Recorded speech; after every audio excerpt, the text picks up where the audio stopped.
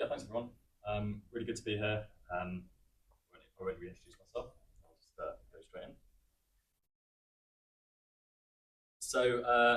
Yeah, I think from the sounds of this morning session, you're going to know a lot of this already. I've tried to start really simple, but it sounds like it was an amazing session this morning, or the one that I just joined just before this.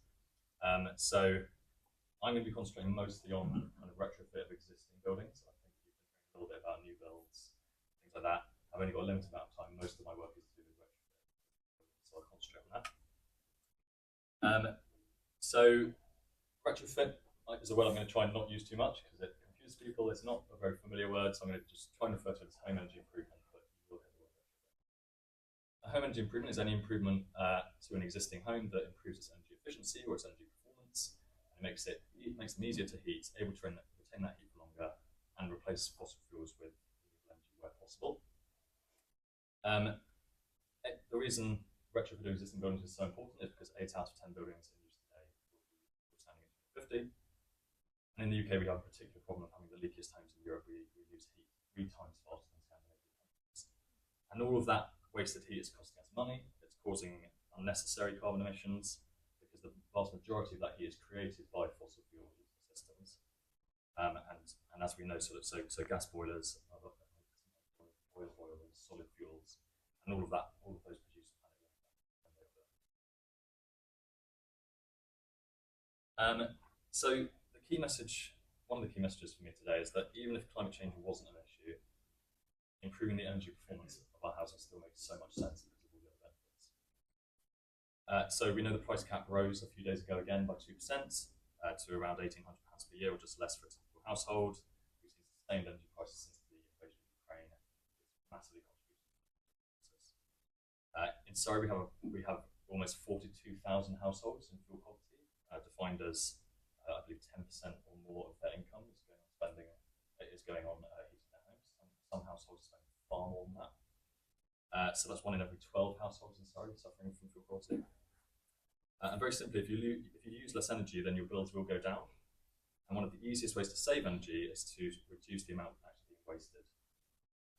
For example, insulating our homes will make them more comfortable and easier to heat. But we've also just heard about the health benefits of improving the energy performance of our homes. So the quality of our homes we know is a really key factor in our health. Cold temperatures increase the risk of condensation and mold, and that can contribute to respiratory illness. Not just that, but excess cold can contribute to heart problems as well as mental ill health as well. And we also need to urgently start thinking about overheating. Our suns are getting warmer and warmer, so it makes sense to think about retrofitting systems to cooling and solutions. And there's a stat there as well that I found from Citizens Advice, which is quite eye-watering in terms of savings that could be made if we deliver this program. Some kind of the previous slide was sort of except for the NHS fact is mostly looking at household benefits to the wider Surrey economy. We've got a bit of analysis that suggests that the market opportunity for delivering all of this retrofit, ultimately this is something that will flow to small businesses, construction businesses, retrofit businesses. It's a huge opportunity for them and to boost our local economy and supply chains. It could contribute up to 3,000 to 5,000 local jobs supported every year until 2050 if we deliver the program in full. And it is 30% of Surrey's emissions. But I think you've seen this slide before from a colleague of mine, Ben, a few months ago. In Elmbridge, it's actually domestic emissions are even higher than transport, whereas in Surrey, transport is higher. I also had a quick look at energy performance certificates. I think you're aware of them, they were mentioned in the previous session. In Surrey as a whole, we have 65% of the homes energy rated D or worse. In Elmbridge, it's 70%, so it's slightly higher than the Surrey average. And yeah, where do we use our energy? I'll go through these as quite simple slides, but ultimately the key message is usually it's about 70% goes into heating. So heating is a really big sort of ticket item that we do need to solve. But there's obviously other ways that we use energy as well. Where does that heat go? Well, surprisingly to some, maybe this is a kind of typical detached home. Maybe that's we live in lots of different types of homes, but let's take a typical detached home. 25% of the heat escapes through the roof, 35% through the walls, because that's the largest surface area on a detached home. 10% through the windows. That might surprise some people. Again, depending on, this is an average, so it depends really on which glazing you have. 15% from drafts, 15% through the floor. So lots of potential areas to address. So we can address the heat leaks, we can do some draft proofing, we can plug the chimney, we can do some secondary glazing. Insulating pipes is a really important one. The kind of more significant measures, but still the best and most cost-effective measures, remain things like cavity wall insulation and loft insulation. Some people argue that we're actually kind of getting to the point where most people have already done their cavity wall and loft insulation now, so we are getting to the more tricky measures. But if the cavity isn't insulated and the loft isn't insulated, that's a really good place to start.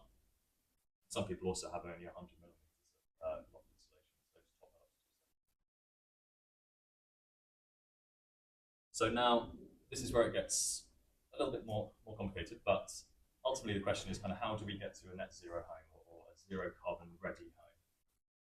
That's what we ultimately want to do by 2050. It does seem like because no matter how much insulation we put in and no matter how many drafts we plug, we're still going to have to heat our homes.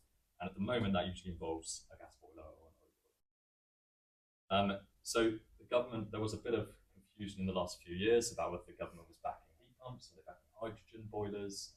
It seems very much now like the thrust is all about heat pumps, because it seems like hydrogen boilers are not best suited to domestic situations, but heavy industry, also heavy industry and maybe long-term long-distance transport. So really, heat pumps are the name of the game now. A heat pump reduces carbon emissions by 70% to a gas boiler currently, and that has the potential to rise to a reduction of carbon emissions of 95% if we fully decarbonise the electric grid, the national grid. So the more large-scale wind and solar projects that come online, the cleaner the grid is. Your heat pump takes that electricity from the grid, and 95% reduction. Or by 2030 potentially, sorry, actually, we've heard that that's the kind of target.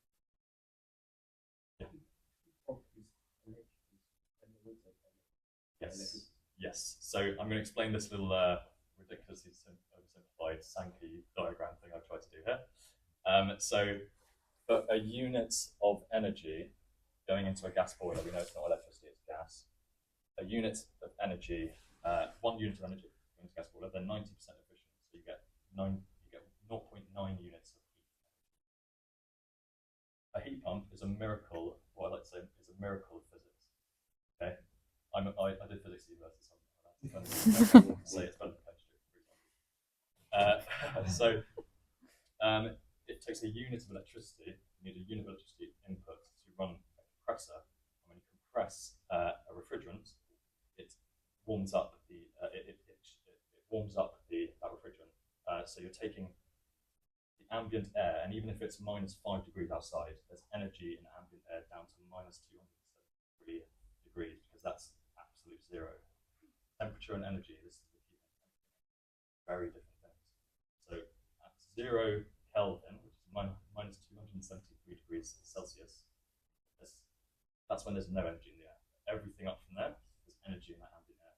So at -5, there's loads of energy in that ambient air.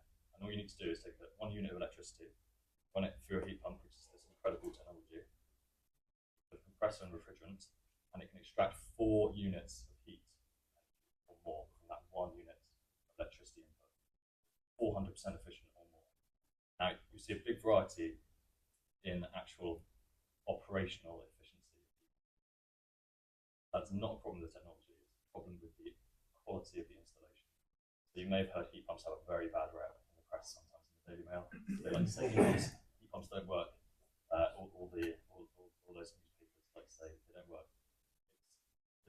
You don't blame the technology, you blame what's actually going on here. We need to improve quality and installation. There's some incredible installers out there, really passionate, really smart engineers who are installing systems that are more than 400, sometimes more than 500% efficient.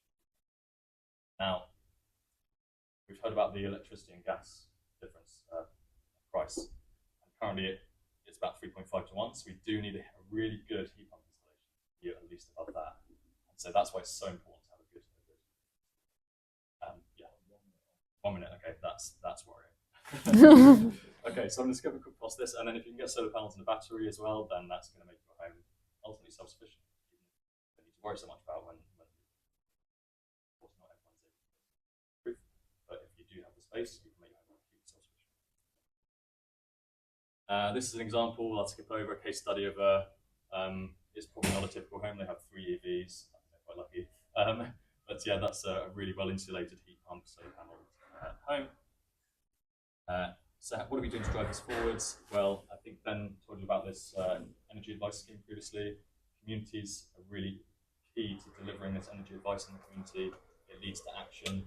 About 70% of the people who receive energy advice then sort of quotes, and I think 64% have been installed and measured after receiving the energy advice by the scheme. So it really does work. Energy advice transferring into action. Other progress in Surrey. Surrey County Council has supported almost 1,500 homes, low-income homes, to install free measures. That's part of government grant schemes. On the other side of it, the more able to pay homeowners have taken up our Solar Together programme to install solar, 3,000 to date.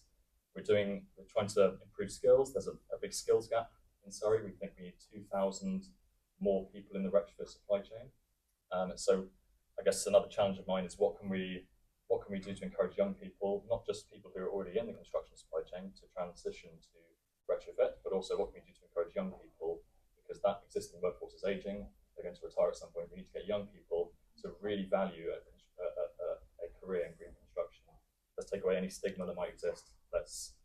How can we really get into career services and encourage people that this is really important, they can have this incredibly worthwhile career.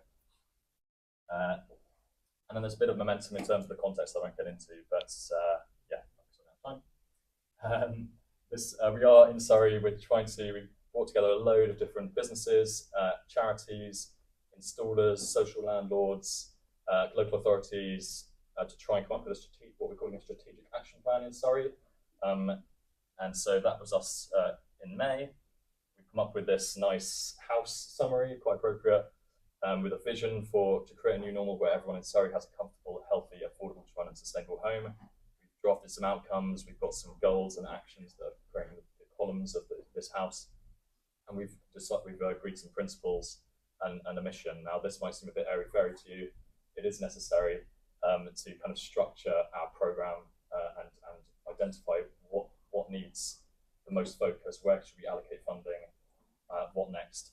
And just to show that we are still delivering action besides just sitting around tables and coming up with stuff like this, I'll just finish on a slide, a resident testimonial from one of the low-income grant schemes. I'll just let you read that, because this is an example of how it can be transformative, not just in terms of carbon emissions, but these interventions can actually change people's lives. And so at Surrey County Council and other local authorities, we're starting with low-income households who need these interventions most, and then we're seeing how else we can influence and inspire the households who may not need such support, but may still need kind of incentives and other policy levers.